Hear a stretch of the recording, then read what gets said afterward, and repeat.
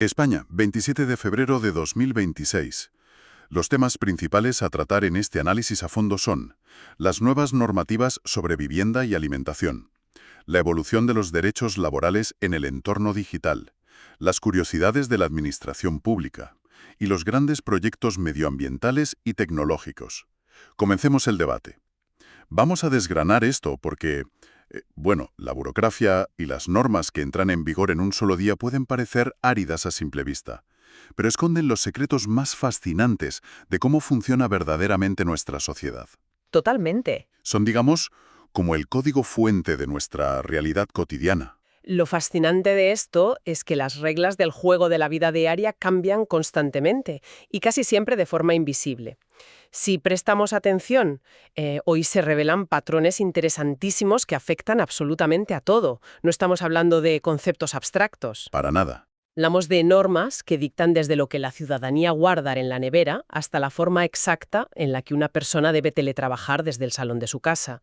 Es una radiografía perfecta del momento presente, de las prioridades y de los miedos de una sociedad compleja.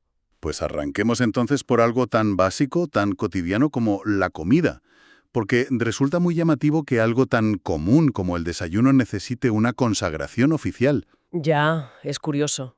Y es que se acaba de reconocer formalmente el jamón de pavo como una denominación legal y tradicional. A ver, para alguien que no está inmerso en la terminología jurídica, la primera pregunta es obvia. ¿Por qué hace falta que el Estado legisle sobre el nombre de un fiambre? Pues es una excelente pregunta y aporta una lección muy valiosa sobre la relación entre el lenguaje de la calle y las leyes. Este derivado cárnico lleva comercializándose en los supermercados más de 25 años. Ujú. Tiene una presencia elevadísima en el mercado y quien lo consume lo identifica claramente bajo ese nombre. Lo que ocurre aquí es que la normativa europea, concretamente el Reglamento de la Unión Europea 1169/2011, consagra su nombre por el simple uso habitual. Es decir, la ley se rinde ante la costumbre. Claro, entonces no es un político ni un técnico de alimentación quien decide cómo se llama, sino el propio mercado. Exacto. Es como si la sociedad dijera en bloque, lo llamamos así, nos da igual lo que digan los manuales técnicos, y al final el sistema tiene que ceder para no confundir a quien lo compra. Así es. La tradición de uso le ha ganado el pulso a la terminología técnica. Si se obligara a llamarlo, no sé, fiambre de carne de ave tratada al calor. Madre mía, nadie lo compraría con ese nombre. Claro, probablemente la gente dejaría de comprarlo o se sentiría engañada.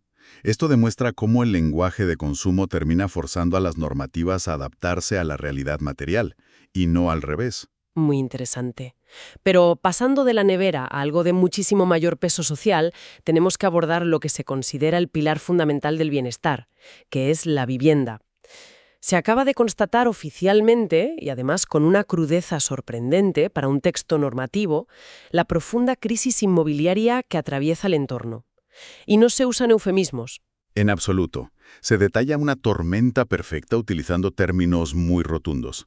Se reconoce formalmente que la evolución de los precios en los últimos años ha disparado de manera alarmante tanto los costes de compra como los del alquiler. Sí, el diagnóstico es clarísimo. Hay una escasez crítica de oferta en el mercado, un incremento constante de la demanda, una variación alcista de los precios y, lo que resulta más preocupante a nivel estructural, un porcentaje insostenible de la renta que la ciudadanía tiene que destinar a pagar su casa. Es que ese último punto es clave. Cuando una persona tiene que destinar más de la mitad de su sueldo solo para no dormir en la calle, el sistema entero se resiente. Todo esto dificulta enormemente el acceso a una vivienda digna. Pero resulta muy interesante el cambio de paradigma conceptual aquí. Cuéntanos. Se categoriza la vivienda no como un simple bien de mercado sujeto a la pura especulación, sino explícitamente como uno de los pilares del bienestar social. Y cuando falla ese pilar, la cohesión social se tambalea. Esta visión de la vivienda como derecho nos lleva directamente a otro concepto que también está experimentando una revolución, que es la accesibilidad. Cierto. Hasta hace poco, el ámbito tradicional de la accesibilidad se limitaba a poner una rampa en la entrada de un edificio o adaptar un baño. Era como un añadido, una tirita arquitectónica. Y ahora hay un cambio de enfoque total. Se define la accesibilidad universal como un principio vehicular. Para quienes no dominan la jerga urbanística, ¿qué significa exactamente que pase a ser un principio vehicular? Pues significa que ya no es un elemento secundario, sino el motor del diseño. La accesibilidad tiene que proyectarse en todas y cada una de las esferas de la vida en comunidad desde el minuto cero. Desde la base. Eso es. El objetivo es garantizar que las personas con discapacidad puedan vivir en igualdad, en libertad y de forma independiente. Se asume oficialmente que sin un entorno accesible es materialmente imposible hacer efectivos el resto de los derechos fundamentales. Es decir, rediseñar la sociedad desde la base para que nadie se quede fuera, porque un entorno diseñado para absolutamente todos beneficia y cohesiona a la sociedad en su conjunto. Totalmente. Y esta idea de cómo interactuamos con nuestro entorno nos lleva a otro pilar fundamental de la vida diaria, el trabajo. El entorno laboral está sufriendo una metamorfosis increíble, especialmente en el tercer sector. Fijémonos en el ámbito de la acción social y la intervención, que engloba a fundaciones, ONGs, plataformas digitales y al sector de la cooperación internacional. Es un sector inmenso que a menudo sostiene las redes de seguridad que el Estado no llega a cubrir y que ahora consolida su propio marco regulatorio. Por un lado, destacan los incrementos salariales que ya se han pactado a futuro para los años 2026, 2027, 2028 y 2029. Lo cual aporta una previsibilidad vital para estas organizaciones. Exacto, pero la figura que resulta verdaderamente reveladora sobre cómo entendemos el trabajo hoy en día es el complemento por guardia o expectativa. Esa figura llama muchísimo la atención. Consiste en que la persona trabajadora debe estar localizable telefónicamente en todo momento para incorporarse a su puesto, fuera de su jornada habitual, en un tiempo máximo de 3 horas para tareas de urgencia. Así es. 3 horas de margen para dejar cualquier cosa que la persona esté haciendo, ya sea un domingo comiendo con la familia o un martes de madrugada, y ponerse a trabajar. Esto plantea un debate inmenso sobre el derecho a la desconexión, ¿verdad? Sin duda. Y refleja una sociedad que exige respuestas inmediatas, incluso en el ámbito de la acción social. Pero si esa exigencia de disponibilidad nos parece alta, las nuevas normas para el teletrabajo elevan la presión tecnológica a niveles que rozan el espionaje corporativo. Sí. El teletrabajo se ha consolidado, pero las exigencias técnicas se han vuelto verdaderamente brutales. Es que ya no vale con sentarse en el sofá de cualquier cafetería con el portátil y conectarse a la red gratuita. Queda terminantemente prohibido el uso de redes Wi-Fi públicas. Solo se permiten redes privadas. Y se exige la implantación de contraseñas robustas. Pero lo que resulta casi de película de ciencia ficción son las normas sobre los dispositivos móviles corporativos. Completamente. Los equipos pueden llevar instalado un software que permite a la organización monitorizarlos, controlarlos e incluso realizar un borrado remoto por seguridad. Tela. Si conectamos esto con una perspectiva más amplia, nos damos cuenta de que la oficina física se ha desmaterializado. El ordenador portátil o el teléfono móvil son el nuevo y único espacio físico de trabajo. Y perder un dispositivo equivale a dejar la puerta principal del edificio de la empresa abierta de par en par. Lo cual explica otra de las normas más draconianas que se ven ahora. La obligación absoluta de reportar cualquier brecha de seguridad en un plazo máximo de 12 horas. Es un margen estrechísimo. Muy estrecho. Imaginemos que un empleado pierde el móvil de empresa un viernes por la noche. No puede esperar al lunes por la mañana para avisar a recursos humanos. La maquinaria preventiva no descansa. Porque la información es el activo más valioso en la actualidad. Y la hiperconectividad trae consigo vulnerabilidades sin precedentes. Pero ojo, la tecnología no solo genera riesgos técnicos, también multiplica los riesgos humanos y relacionales. Ah, claro, el factor humano. Y aquí el marco normativo da un paso muy importante al reconocer y tipificar claramente un nuevo peligro, el ciberacoso laboral. Un tema muy delicado. La premisa es que la tecnología agiliza la sociedad, pero al mismo tiempo crea unas relaciones personales tan interconectadas que pueden derivar en situaciones muy perjudiciales. El ciberacoso laboral, propiciado por estas tecnologías de la información y la hiperconectividad, ya se cataloga como un riesgo preventivo inaceptable. Lo cual es un paso indispensable. Se argumenta que este tipo de comportamientos, como el envío constante de mensajes fuera del horario laboral o la presión a través de plataformas digitales, atentan directamente contra la buena fe contractual. Sí. Y sobre todo, contra la dignidad de la persona trabajadora. La legislación está intentando, a marchas forzadas, poner puertas al inmenso campo digital para proteger la integridad del individuo en un mundo donde la frontera entre el tiempo de trabajo y el tiempo personal está prácticamente borrada. Es un esfuerzo titánico intentar regular el comportamiento humano a través de pantallas, pero pasemos de lo puramente digital a la sala de máquinas del país, porque la maquinaria del Estado es un ecosistema burocrático fascinante. Ya lo creo. Muestran que la administración vive en varias épocas a la vez. Es un mecanismo de relojería gigantesco y a menudo muy contradictorio. Por un lado, vemos un fuerte impulso hacia la modernización y la estandarización europea. Tomemos como ejemplo el Ministerio de Hacienda. A ver, Para optar a ciertos puestos directivos y de gestión de recursos humanos, ya se exige que el currículum se presente obligatoriamente en el formato normalizado europeo, Europass. que es básicamente un currículum estandarizado para toda la Unión Europea. Exacto. Y no solo eso, se requiere complementar la solicitud con un cuestionario específico de autoevaluación de competencias directivas y una justificación escrita de idoneidad. El perfil que buscan es el de un gestor hipermoderno, analítico y estandarizado a nivel continental. Pero la contradicción llega cuando miramos hacia el mundo académico. En los requisitos generales para el personal laboral de la Universidad de Castilla-La Mancha, en pleno 2026, se sigue mencionando explícitamente estar en posesión del título de BUP. Fíjate. Para la audiencia más joven, el Bachillerato Unificado Polivalente es un plan de estudios que desapareció en España hace décadas, en los años 90. Convive el Europass más vanguardista con referencias educativas propias de la época del casete. Es una anomalía burocrática fantástica. Pero no nos quedemos solo en los requisitos antiguos. Miremos la hiperespecialización que requiere el Estado hoy. En la Universidad de Jaén, para un puesto de gestión cultural, se pide que la persona domine el paquete informático Google G Suite y el manejo experto de redes sociales. Lo normal hoy en día. Sí, pero atención. Al mismo tiempo, debe tener un conocimiento profundo del patrimonio cultural de la universidad, su protección y conservación. El Estado busca literalmente a un historiador del arte que sea un as del marketing digital. Es un perfil casi renacentista adaptado al siglo XXI. E incluso vemos plazas para matemáticos expertos en análisis o especialistas en fisiología celular. Y la cultura no se queda atrás. ¿Qué va? En la isla de Tenerife, concretamente para el Patronato Insular de Música, se ha abierto la búsqueda de instrumentistas muy concretos. Necesitan un tutti de violín, un puesto de ayuda de solista de violonchelo y en La Laguna, profesorado de la especialidad de guitarra. Para aclarar el término a quien nos escucha, un tutti en el argot orquestal se refiere a los músicos que tocan conjuntamente en la sección, no como solistas. Ah, de acuerdo.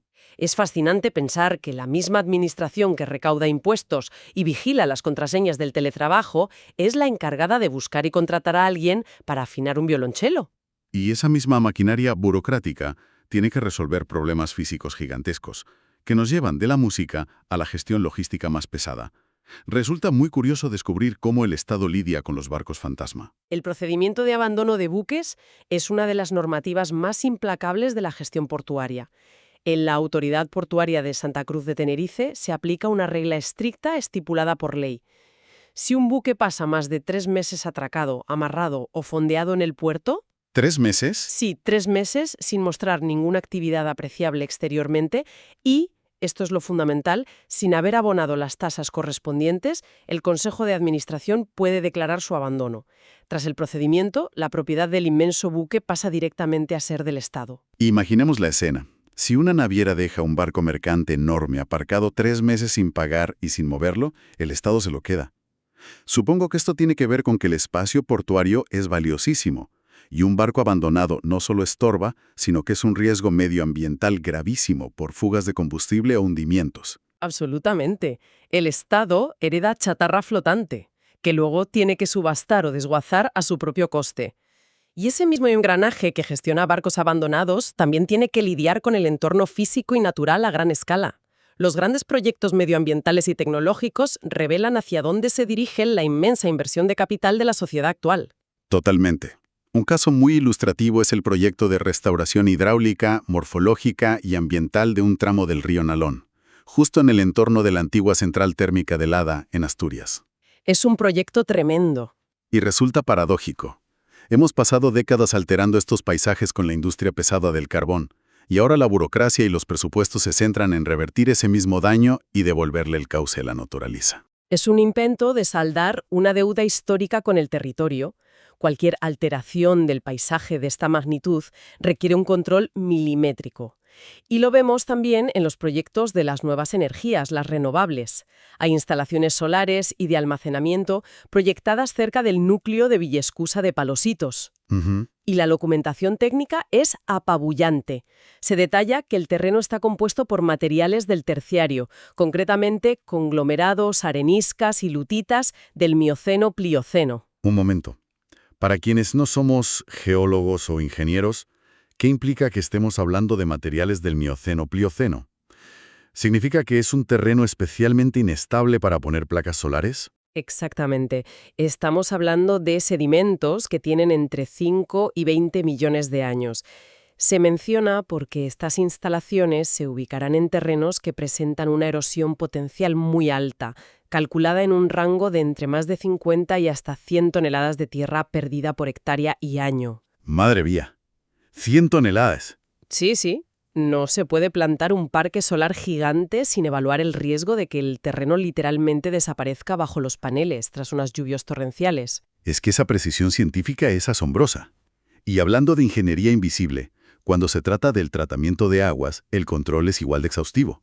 Existe un proyecto para una estación depuradora que vierte el agua tratada al río Ribera de Huelva. Cierto. Y se mencionan procesos de centrifugación y dosificación de polielectrolitos. ¿Qué son los polielectrolitos en este contexto? Pues, en términos sencillos, los polielectrolitos son sustancias químicas que actúan como coagulantes. Se añadan al agua residual para que las pequeñas partículas de suciedad se peguen entre sí, formen grumos más grandes o fangos y puedan separarse fácilmente del agua limpia. Claro, para facilitar el filtrado. Exacto. La ingeniería ambiental que sostiene la vida moderna, desde que tiramos de la cadena hasta que encendemos la luz, es invisible para la mayoría de la gente, pero requiere una inversión tecnológica y burocrática monumental. Y esta misma escala monumental de inversión se observa en las políticas de Estado a nivel de internacionalización y compromisos humanitarios. Aquí es donde se hace evidente un contraste fascinante sobre cómo se despliegan los recursos de una nación. Sí. Por un lado, tenemos el impulso hacia el exterior, hacia la exportación de nuestro talento y tecnología. Así es. Destaca un programa llamado Desafía Agrotech. Está diseñado específicamente para llevar a empresas emprendedoras españolas del ámbito tecnológico y agrícola directamente a Hannover, en Alemania. Todo un referente. Claro. El objetivo es proporcionar asesoramiento y facilitar su entrada en un ecosistema internacional de altísima referencia. Se busca conscientemente diversificar, encontrando mercados potentes que vayan más allá de la dependencia habitual de Estados Unidos, fomentando la innovación y la transformación del sector primario. Es una inversión en el futuro comercial. Exportar innovación agrícola a uno de los países más industrializados de Europa. Pero por otro lado está la vertiente interna y humanitaria del Estado, que también requiere una movilización de recursos económicos enorme por motivos radicalmente distintos. Totalmente distintos, ¿sí? Existe una licitación gigantesca dedicada exclusivamente a facilitar la comunicación con las personas que llegan buscando refugio. Y la magnitud de esta licitación es reveladora de los tiempos que vivimos. Estamos hablando de un contrato cuyo valor estimado asciende a más de 3,8 millones de euros. Exactamente 3.827.861 euros con 47 céntimos. Casi 4 millones. Sí. Este fondo está destinado íntegra y exclusivamente a proveer servicios de interpretación y traducción en el marco de los procedimientos administrativos de protección internacional y protección temporal. Es fascinante pensar en el contraste administrativo de estos dos hechos simultáneos. En una oficina de la administración se firman los papeles para enviar a los emprendedores agrotecnológicos más brillantes a buscar negocio en las ferias de Alemania, invirtiendo en vanguardia. Y en la oficina del lado se aprueba un presupuesto de casi 4 millones de euros simplemente para lograr entender el idioma de quienes acaban de cruzar la frontera huyendo de un conflicto armado o la pobreza extrema. Es la dualidad perfecta del progreso y la humanidad en una nación moderna. Es una imagen muy potente. Entonces, a la vista de todos estos datos de esta radiografía, ¿qué significa verdaderamente todo lo que hemos repasado? Pues significa que la maquinaria institucional y legal que nos rodea es el reflejo más fidedigno de las prioridades, de los miedos y de las esperanzas colectivas. Toda esta información, que a veces puede parecer una simple avalancha de datos técnicos o jerga legal inconexa, es en realidad el andamiaje invisible que sostiene y da forma a la realidad diaria. Todo forma parte del mismo ecosistema. Hemos visto cómo se regula hasta la asfixia, la seguridad cibernética de un teléfono móvil para evitar que los secretos de las empresas caigan en manos equivocadas, cómo la tradición ciudadana tiene el poder de imponerle al mercado y a los legisladores el nombre del fiambre que desayunamos. ¿El famoso jamón de pavo? Exacto. Y cómo el Estado, como garante de la sociedad, intenta buscar soluciones y reconoce su preocupación frente al coste inasumible de la vivienda. Son piezas del mismo gigantesco puzzle. Y si conectamos todos estos puntos, emerge una imagen muy nítida de quiénes somos en este preciso momento de la historia. Imaginemos por un momento a un arqueólogo del futuro, dentro de varios siglos, que tuviera que reconstruir cómo era nuestra sociedad actual, basándose única y exclusivamente en las normativas, licitaciones y reglamentos que hemos analizado hoy. Es un ejercicio mental brillante. ¿Qué conclusiones exactas sacaría ese arqueólogo al revisar nuestros registros? Vería a una civilización llena de contradicciones y paradojas fascinantes. Observaría una sociedad tan tecnológicamente avanzada que vivía obsesionada con la ciberseguridad, capaz de borrar dispositivos móviles a kilómetros de distancia para proteger datos invisibles en la nube. Completamente paranoica con la información. Sí. Vería a una nación que invertía recursos millonarios en limpiar sus ríos dañados por la industria del pasado, construyendo colectores de 2 metros de diámetro y utilizando química compleja para purificar sus aguas, mientras enviaba a sus emprendedores a buscar ecosistemas de innovación en el extranjero. Una sociedad en pleno movimiento. Al mismo tiempo, notaría que era una cultura meticulosa hasta lo obsesivo, capaz de movilizar su maquinaria legal para oficializar el nombre tradicional del jamón de pavo y de redactar normativas estrictas para reclamar la propiedad de enormes barcos abandonados en sus puertos. El contraste es tremendo. Pero, y aquí reside la mayor contradicción que encontraría ese arqueólogo, descubriría que a pesar de todo ese control milimétrico, de la burocracia exhaustiva y de la tecnología puntera, esta misma sociedad lidiaba con una crisis estructural profundísima. La vivienda. Exacto.